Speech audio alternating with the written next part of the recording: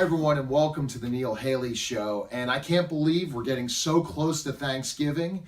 And I have a really interesting guest. I had to travel to her office to talk to her, but she's an education expert, health expert, and many different things. And I'm here with Dr. Nancy, and we're going to talk about holiday weight gain.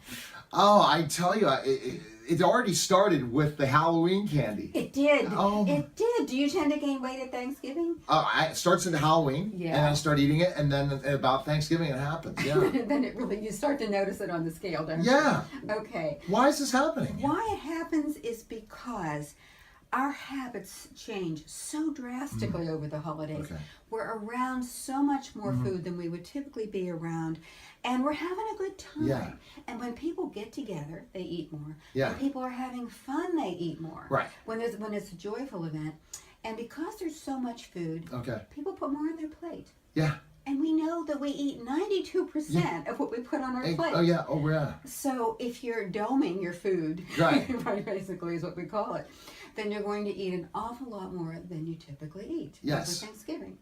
And then also when you talked about Halloween candy and certain things, that's when we start the whole holiday thing. We buy too much at the beginning, and then it's all here, and then these little candy bars are so terrible. 5 of them equal a candy bar. When will you and I ever eat a candy bar just for a snack? Exactly. And snacking food, and then it starts, and I guess we already are changing our whole system, and we're creating an entirely new paradigm of food over the holidays. So then we get right there. And we have bad habits. We've been doing this year after year after year. So we can't wait to get to Christmas. We can't wait for stuffing and turkey. We can't wait for these foods. So this is a habitual pattern of overeating. And the brain starts to say, oh, I can't wait till the holidays. And the brain likes pleasure. It likes things that are pleasurable. Exactly. And the more you eat, the more the brain wants to eat. Right. So every holiday you could gain more weight than the holiday before, potentially. And you think about it, it is in our mind, we make our stomach be able to eat more and more.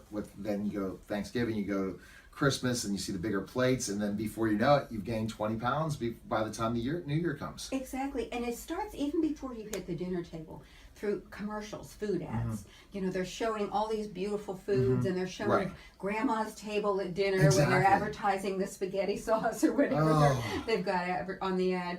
And so you're seeing commercials and you're starting to get hungry. It's creating sort of an appetizing effect.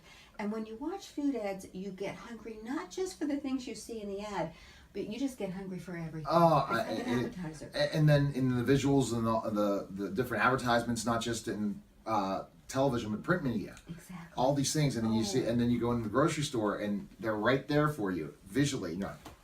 Oh geez, okay, I need to get this, and this is a great snack, especially when you're getting cold and it's getting darker. And then that's the other thing, I think probably also 5 o'clock, it's dark. People are going to be time to eat, time for dinner, and they start snacking earlier, and you have a big holiday dinner, and then you pick all night long. Right, exactly. And then you have all the leftovers. So there are so many reasons why we overeat over the holidays. So how can we stop the insanity so that we don't end up in this process of gaining so much weight Thanksgiving on, and really be focused so that we don't lose it, don't gain it? Yeah. Exactly. So the first thing you want to do are create some new patterns. What happens, and the problem is that we have old patterns, and those patterns are a lot of fun. So we have to create new patterns that are also fun, create new habits that become the new traditions. Oh, okay. So if you have anyone in the family who's diabetic, make a sugar-free meal for them. Oh, that's a great idea. If you have anybody that's got to be gluten-free, make a gluten-free meal for them. Right. So that everybody's enjoying and finding out that healthy food is really great. And it's not about the companionship. It definitely is. It's about the food. Oh. And that can become a habit. People can start to look forward to those foods then, year after year after year. So you're creating a new pattern. And to create a new pattern, you need a few years for people to get used to it and to say, okay, this is how we do things now.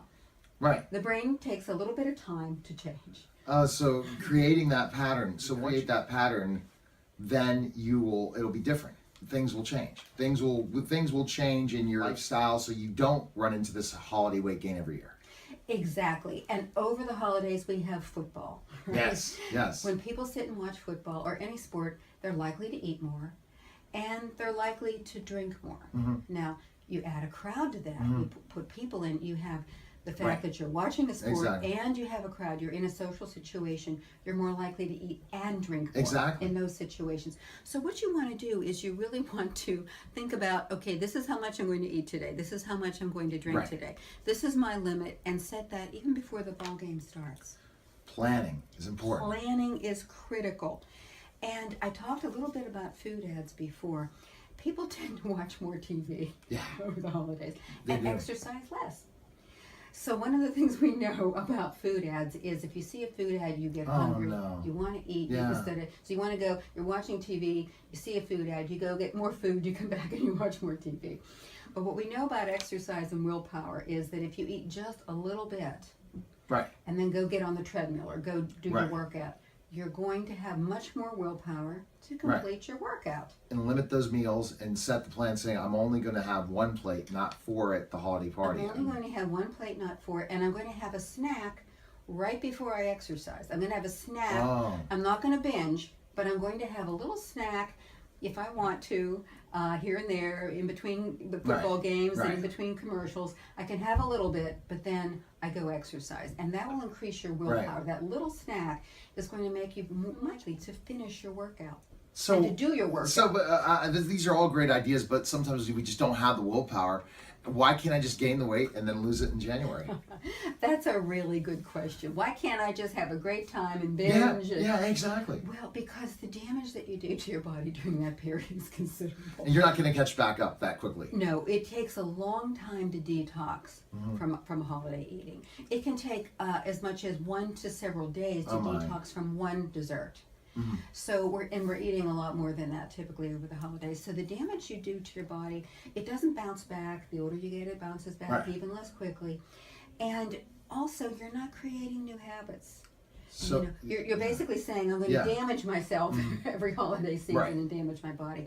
So the patterns that you create by changing these eating habits are critical to why we want to find new ways, Exactly. new ways to celebrate the holidays that are healthier. And they're going to be long term. Because if you Yeah. just say, let's just have a good time, I'll see you next year Right. when you come home for Christmas, it's going to be the same old, same old. So the and it's not just the physical, it's the mental. Yeah, your mental, you have to have your mind. You can't just think it's going to be your body telling you, I'm hungry. It's your brain. How can we kind of Exactly. program that to not do You these things? program the brain, and you get family members who've suddenly decided they're going to get physically fit, who come to the dinner table and say, "No, Right. I really don't want to do that this year. I don't want to But overindulge. I don't want to dome my plate, so to speak." And how can you not follow the crowd?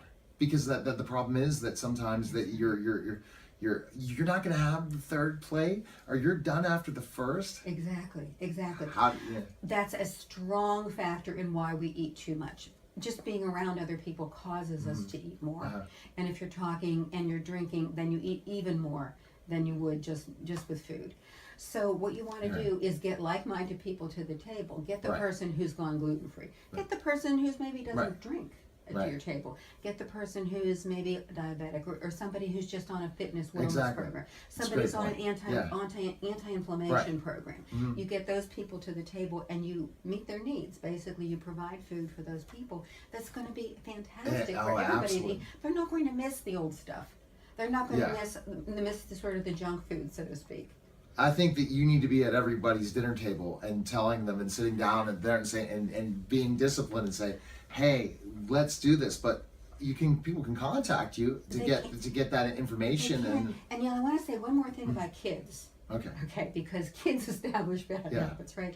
Kids learn what they want to eat at the holidays by watching food ads, and then they come to mom and dad and say, "Oh, mom, let's get these Twinkies, candy, Christmas Twinkies, the or whatever." cookies, the Exactly. cake. The cake, right? The Hostess cupcakes, right?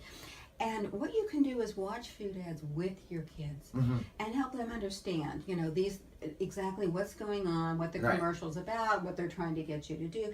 Explain advertising to kids. Exactly. What we know about advertising in children is that the more you explain advertising to children, the less they're influenced by it. Because they're influenced in so many ways. But I understand Yes. you've written a book, and also there's more information you can follow you on all different social media channels. So where's the best place we can go?